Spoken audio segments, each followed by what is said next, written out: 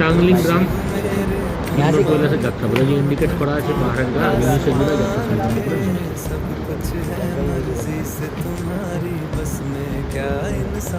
16 জুলাই এখান থেকে কিন্নরগা যাত্রা শুরু করে দিলাম আজকেই।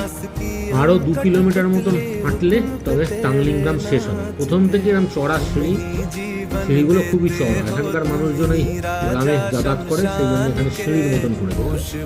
গ্রাম শেষ হবে, সিঁড়িও শেষ হবে। কিন্নর ভ্যালিতে বাঁশপা নদীর জলের প্রবাহ, কি জলস্রোত। নদীর ওপর দিয়ে এরকম একটা লোহার পুল আছে, কিন্তু পুল পেরিয়ে ওপারে যাবো না। এই যে যাত্রাপথ, এই নদীর পাশ দিয়ে যে সরু পথটা দিয়ে যেতে হবে, অত্যন্ত সংকীর্ণ। একটু অসতর্ক হলেই একদম নিচে। দাওয়া মিলবে কৈলাস আগড়ি দাওয়া,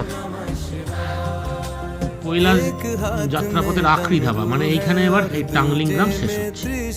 এখান থেকে এবার আরও খাড়া চড়াই শুরু হবে। আরও 8 কিলোমিটার হাঁটতে পারলে তবে আজকে প্রথম পাড়াও, অর্থাৎ ফার্স্ট স্টপেজ গণেশ পার্ক পৌঁছে। এখানে কিছু খাওয়া দাওয়া করবো। চারপাশের এই পরিবেশ অত্যন্ত সুন্দর, শীতলতার আমেজ আছে, প্রচুর আপেল গাছ চারপাশে। পার্ক এখান থেকে 8 কিলোমিটার দূরে, কিন্তু আরও 2 কিলোমিটার পেছনে, অর্থাৎ এখান থেকে 6 কিলোমিটার দূরে একটা ম্যাগি পয়েন্ট আছে। এখানে ম্যাগি এবং চা হয়তো পাওয়া যায়। ভিডিওটি পুরো দেখুন, চ্যানেলটিকে সাবস্ক্রাইব করে গ্রো হতে সহায়তা করবেন, এই অনুরোধ রইল। কিছু বলার থাকলে কমেন্ট বক্সে কমেন্ট করুন। পছন্দ হলে লাইক করুন, শেয়ার করে অন্যকে জানতে সহায়তা করুন। মিশন ইম্পসিবলকে পসিবল করব।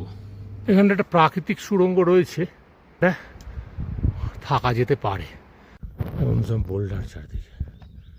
কৈলাসের যাত্রাপথ 18 কিলোমিটার প্লাস ফিরে আসা 836 কিলোমিটার। প্রথম দিনে 10 কিলোমিটার যাত্রা করে গণেশ পার্কে পৌঁছানোটাই টার্গেট। গণেশ পার্ক এখন এখান থেকে 4 কিলোমিটার দূরে। এই গণেশ পার্কে রয়েছি। এই যে গণেশ পার্ক,